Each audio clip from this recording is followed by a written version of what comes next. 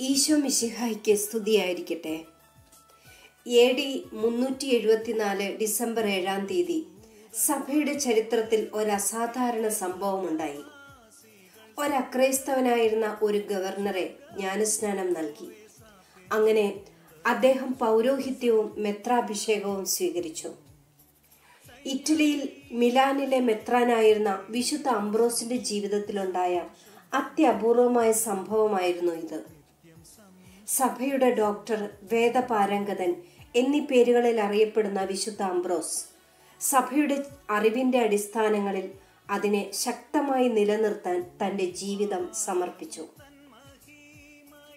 Goal എന്ന പ്രദേശത്തെ ഗവർണറായിരുന്ന അംബ്രോസിന്റെ മകൻ തന്നെയാണ് വിശുദ്ധ അംബ്രോസ്. ആധുനിക ബ്രിട്ടനും ഫ്രാൻസും സ്പെയിനും ആഫ്രിക്കയുടെ ഏതാനും ഭാഗങ്ങളും ചേർന്നതാണ് ചരിത്രത്തിൽ ഗോൾ എന്ന പ്രദേശം. ഒരു പ്രതാപമുള്ള കുടുംബത്തിലാണ് അദ്ദേഹം ജനിച്ചത്. അതുകൊണ്ട് തന്നെ ഏറ്റവും നല്ല വിദ്യാഭ്യാസവും ലഭിച്ചു. ഒരഭിഭാഷകനായി അദ്ദേഹം ജോലി ആരംഭിച്ചു. എന്നാൽ പിതാവിന്റെ മരണശേഷം 33-ാം വയസ്സിൽ മിലാനിലേക്ക് താമസം മാറ്റുകയും അവിടെ മിലാൻ കേന്ദ്രമായ ഏതാനും പ്രവിശ്യകളുടെ ഗവർണറായി നിയമിക്കപ്പെടുകയും ചെയ്തു.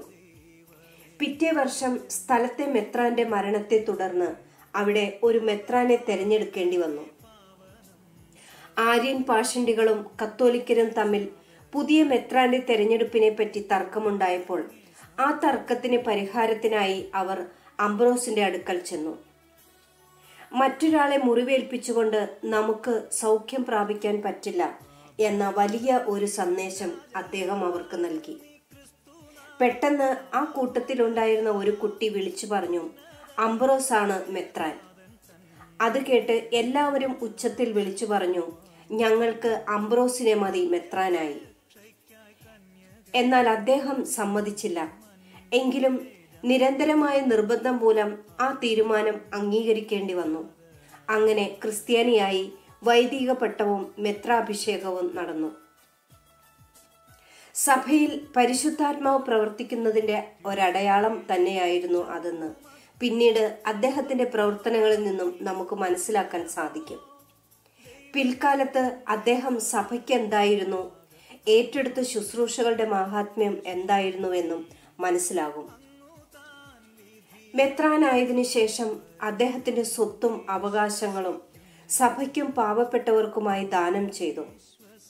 നല്ല പാണ്ഡിത്യവും അതിശയകരമായ വാചാലതയോടെ അദ്ദേഹം പ്രസംഗിക്കുകയും ഉപദേശിക്കുകയും ചെയ്തു.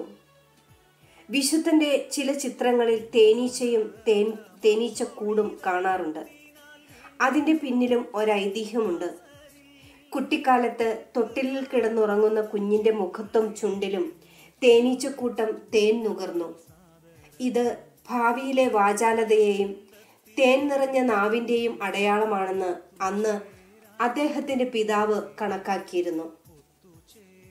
വിശുദ്ധ അഗസ്തീനോസിന്റെ മാനസാന്തരത്തിന് കാരണമായതും വിശുദ്ധ അംബ്രോസിന്റെ പ്രസംഗങ്ങളും ഉപദേശങ്ങളുമാണ്. വിശുദ്ധ മോനിക്കയുടെ ആത്മീയ ഗുരുവായിരുന്നു അദ്ദേഹം. ദരിദ്രരും തടവിലാക്കപ്പെട്ടവരും വിധവകളും അനാഥരും നിർഭാഗ്യവാന്മാരും അദ്ദേഹത്തിന്റെ ശ്രദ്ധ നേടിയിരുന്നു. വിശുദ്ധന്റെ പേന അദ്ദേഹത്തിന്റെ നാവ് പോലെ തന്നെ വാചാലമായിരുന്നു. അനേകം ഗ്രന്ഥങ്ങളും ഗീതങ്ങളും രചിച്ചിട്ടുണ്ട്. അതിൽ തദേവോം എന്ന ഗീതം സഭയുടെ തിരുനാളുകളിലെല്ലാം ഒഴിച്ചുകൂടാൻ പറ്റാത്ത ഒന്നാണ്. ദൈവമേ, ഞങ്ങൾ അങ്ങേ വാഴ്ത്തുന്നു, അങ്ങേയ്ക്കായെന്നും സ്തോത്രങ്ങൾ എന്നു തുടങ്ങുന്ന ഈ ഗീതം വിശുദ്ധ അഗസ്തീനോസിന്റെ ജ്ഞാനസ്നാനത്തിന് പാടാൻ വേണ്ടി രചിച്ചതായിരുന്നു.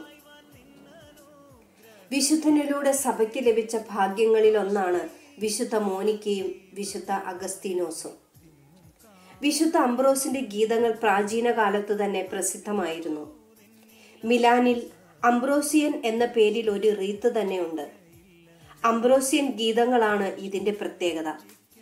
മിലാൻ കത്തീഡ്രലിലെ അദ്ദേഹത്തിന്റെ പ്രസംഗത്തിന്റെ വിഷയം പലപ്പോഴും ചാരിത്രശുദ്ധിയെക്കുറിച്ചായിരുന്നു. ഇന്ന് പല സ്ഥാപനങ്ങളും സന്യാസ സഭയും അദ്ദേഹത്തിന്റെ പേരിലുണ്ട്. ഗവൺമെന്റിൽ അദ്ദേഹത്തിന് നല്ല സ്വാധീനം ഉണ്ടായതുകൊണ്ട് പാഷണ്ഡികളെ ചെറുത്തു നിൽക്കാനും പ്രയാസമുണ്ടായില്ല. ചക്രവർത്തിമാരുടെ കുറ്റങ്ങളും അദ്ദേഹം വെറുതെ വിട്ടില്ല. തെസലോനിക്കയിലെ അനേകരുടെ വധത്തിന് കാരണമായി തീർന്ന ചക്രവർത്തിയെ പരസ്യ പ്രായശ്ചിത്തം ചെയ്തതിനു ശേഷമേ ദേവാലയത്തിൽ കയറാൻ അനുവദിച്ചുള്ളൂ. ചക്രവർത്തിയോടുള്ള തർക്കത്തിൽ അദ്ദേഹം പറഞ്ഞു, ചക്രവർത്തി തിരുസഭയിലെ ഒരംഗമാണ്, തിരുസഭയ്ക്ക് മുകളിലല്ല. എതിരാളികൾക്കെതിരായ വിജയത്തിന്റെ പ്രധാന കാരണങ്ങൾ അദ്ദേഹത്തിന്റെ വലിയ ജനപ്രീതിയും അക്കാലത്തെ എപ്പിസ്കോപ്പൽ സ്വഭാവത്തോടുള്ള ബഹുമാനവുമായിരുന്നു. 20 വർഷത്തിലേറെ കാലം സഭയെ ഭരിച്ച മഹാപണ്ഡിതൻ 57-ാം വയസ്സിൽ ഒരു ദുഃഖവെള്ളിയാഴ്ച സ്വർഗസ്ഥനായ പിതാവിന്റെ പക്കലേക്ക് യാത്രയായി. അനുഗ്രഹങ്ങൾ ലഭിക്കുന്നത് ഉറങ്ങുന്നവർക്കല്ല, അധ്വാനിക്കുന്നവർക്കത്രേ. വിശുദ്ധ അംബ്രോസിന്റെ ഈ വാക്കുകൾ നമ്മുടെ ജീവിതത്തിൽ ആത്മാർത്ഥമായി അധ്വാനിക്കുവാനും അതുവഴി കൂടുതൽ അനുഗ്രഹം പ്രാപിക്കുവാനും നമുക്ക് സാധിക്കട്ടെ. ഒരു നിമിഷം നമുക്ക് പ്രാർത്ഥിക്കാം.